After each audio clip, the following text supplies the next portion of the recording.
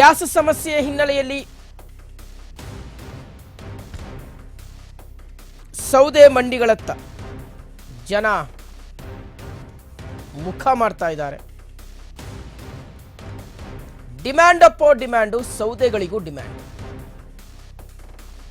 ಸೌದೆ ಲೋಡ್ ಮಾಡೋದಕ್ಕೆ ಹೆಚ್ಚುವರಿಯಾಗಿ ಕೂಲಿ ಕೇಳ್ತಾ ಇದ್ದಾರಂತೆ ಕಾರ್ಮಿಕರು. ದಿನಕ್ಕೆ 1 ಲೋಡ್ ಮಾತ್ರ ಹೋಗ್ತಿತ್ತು, ಈಗ 5-6 ಲೋಡ್ಗಳು ಹೋಗ್ತಾ ಇದ್ದಾವೆ. ಗ್ಯಾಸ್ ಸಮಸ್ಯೆ ಹಿನ್ನೆಲೆಯಲ್ಲಿ ಸೌದೆ ಮಂಡಿಗಳತ್ತ ಜನ ಮುಖ ಮಾಡ್ತಾ ಇದ್ದಾರೆ. ದೊಡ್ಡಬಳ್ಳಾಪುರದ ಸೌದೆ ಮಂಡಿಯಲ್ಲಿ ಜನವೋ ಜನ. ಸೌದೆಗೆ ಡಿಮ್ಯಾಂಡ್ ಹೆಚ್ಚಾಗಿದೆ.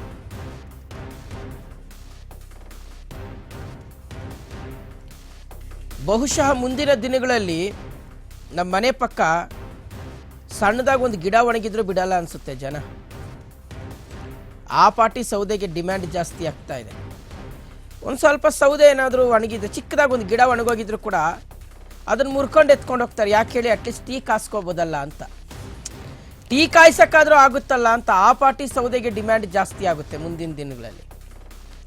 ಮಗದೊಂದು ಕಡೆ ಈ ಲೋಡು ಅನ್ಲೋಡ್ ಮಾಡುವಂತಹ ಕಾರ್ಮಿಕರೇನಿದ್ದಾರೆ, ಸಿಬ್ಬಂದಿಗಳು, ಕೂಲಿ ಕಾರ್ಮಿಕರು, ಅವರು ಕೂಡ ಕೂಲಿ ಜಾಸ್ತಿ ಕೊಡಿ ಅಂತ ಕೇಳ್ತಾ ಇದ್ದಾರೆ. ಯಾಕೆಂದರೆ ಪ್ರತಿನಿತ್ಯ 1 ಲೋಡ್ ಹೋಗ್ತಿತ್ತು, ಈಗ 3-4 ಲೋಡ್ ನಾವು ಲೋಡ್ ಮಾಡಬೇಕು, ಅನ್ಲೋಡ್ ಮಾಡಬೇಕು. ನಮಗೂ ಕೊಡಿ ಕೂಲಿನ ಜಾಸ್ತಿ, ನಮಗೂ ಡಿಮ್ಯಾಂಡ್ ಬಂದು. ಇಷ್ಟು ದಿನ ನಮ್ಮನ್ನು ಮೂಸ್ತಾನೆ ಇರಲಿಲ್ಲ, ನಮ್ಮನ್ನು ಯಾರು ನೀವು ಕ್ಯಾರೇನೆ ಅಂತ ಇರಲಿಲ್ಲ. ಈಗ ನಮಗೂ ಡಿಮ್ಯಾಂಡ್ ಬಂದಿದೆ, ನಮಗೂ ಕೊಡಿ ದುಡ್ಡು. ಇಷ್ಟು ದಿನ ಗ್ಯಾಸ್ ಏಜೆನ್ಸಿ ಅವ್ರು ದುಡ್ಡು ಮಾಡ್ಕೊಂಡಿಲ್ಲ, ಹಂಗೆ ನಮಗಿದು ಕಾಲ, ನಾವು ದುಡ್ಡು ಮಾಡ್ಕೋತೀವಿ ಅಂತ ಇದ್ದಾರಂತೆ.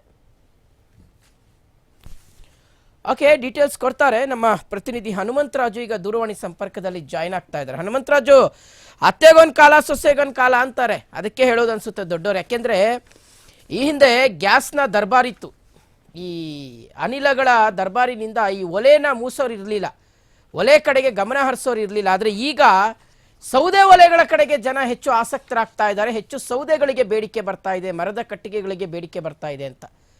ಯಾವ ರೀತಿಯಾಗಿದೆ ಪರಿಸ್ಥಿತಿ, ಏನು ಹೇಳ್ತಿದ್ದಾರೆ ಜನ, ಮತ್ತು ಡಿಮ್ಯಾಂಡ್ಗೆ ತಕ್ಕ ಹಾಗೆ ಸೌದೆಗಳು ಪೂರೈಕೆ ಆಗ್ತಾ ಇದೆಯಾ ಇಲ್ವಾ ಅಂತ ಹನುಮಂತರಾಜು?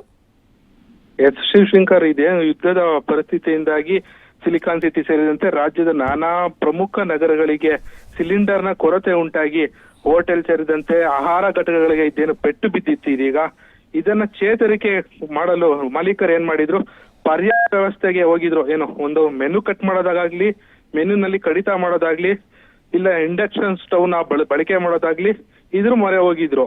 ಈಗ ಮೆನು ಕಟ್ ಮಾಡಿದ್ರೆ ಮಾಲೀಕರಿಗೆ ಆದಾಯದಲ್ಲಿ ಕಡಿಮೆ ಆಗುತ್ತೆ, ಕಾರ್ಮಿಕರಿಗೆ ಏನಾಗುತ್ತೆ, ವೇತನ ಕೊಡಕ್ಕೂ ಸಹ ನಾವು ನಿಭಾಯಿಸಕ್ಕಾಗೋದಿಲ್ಲ ಅಂತೇಳಿ ಕೆಲವು ಪ್ರಮುಖ ಹೋಟೆಲ್ಗಳು ಸೇರಿದಂತೆ ಇತರೆ ಆಹಾರ ತಯಾರಕ ಘಟಕಗಳು ಸಹ ಬಂದ್ ಮಾಡಲಾಗಿತ್ತು. ಇದೀಗ ಪ್ರಮುಖ ನಗರಗಳ ಪರಿಸ್ಥಿತಿನೇ ಇದಾದ್ರೆ, ಈಗ ಹಳ್ಳಿಗಳಿಗೆ, ತಾಲೂಕುಗಳಿಗೆ ಈಗ ಸಿಲಿಂಡರ್ನ ಏನು ಬಿಸಿ ಇದೀಗ ತಟ್ಟಿದೆ. ದೊಡ್ಡಬಳ್ಳಾಪುರ ತಾಲೂಕಿನಲ್ಲಿ ಇದೀಗ ಪ್ರಮುಖ ಹೋಟೆಲ್ನ ಮಾಲೀಕರು ಸೇರಿದಂತೆ ಆಹಾರ ಘಟಕಗಳು ಸೌದೆ ಮೊರೆ ಹೋಗಿದ್ದಾರೆ. ಸೌದೆ ಮಂಡಿಯಲ್ಲಿ ಈಗ ಏನು ದಿನಕ್ಕೆ 1 ಟ್ರ್ಯಾಕ್ಟರ್ ಮಾತ್ರ ಸೇಲ್ ಆಗ್ತಿತ್ತು ಸೌದೆ, ಇದೀಗ 5-6 ಟ್ರ್ಯಾಕ್ಟರ್ಗೆ ಪ್ರತಿನಿತ್ಯ ಸೌದೆ ಸೇಲ್ ಆಗ್ತಿದೆ. 1 ಟನ್ಗೆ 1 ಟ್ರ್ಯಾಕ್ಟರ್ ಬೆಲೆ 5,000 ಇದ್ದಿದ್ದು ಈಗ ದುಪ್ಪಟ್ಟು ಸಹ ಆಗಿದೆ. 5,000-10,000ಕ್ಕೆ ಈಗ ಸೌದೆ ಬೆಲೆ ದ್ವಿಗುಣ ಆಗಿದೆ. ಅದು ಸೇರಿದಂತೆ ಕಾರ್ಮಿಕರು ಸಹ ಸೌದೆ ಮಂಡಿಯಲ್ಲಿ ಕೆಲಸ ಮಾಡ್ತಿದ್ದವರು 5 ಜನ 10 ಜನ ಕೆಲಸ ಮಾಡ್ತಿದ್ದವರು ಈಗ ಒಂದು 30 ಜನಕ್ಕೆ ಬಂದು ತಲುಪಿದೆ Shivashankar. Okay Hanumantharaju, thank you ತಮ್ಮೆಲ್ಲ ಡೀಟೇಲ್ಸ್ಗಾಗಿ.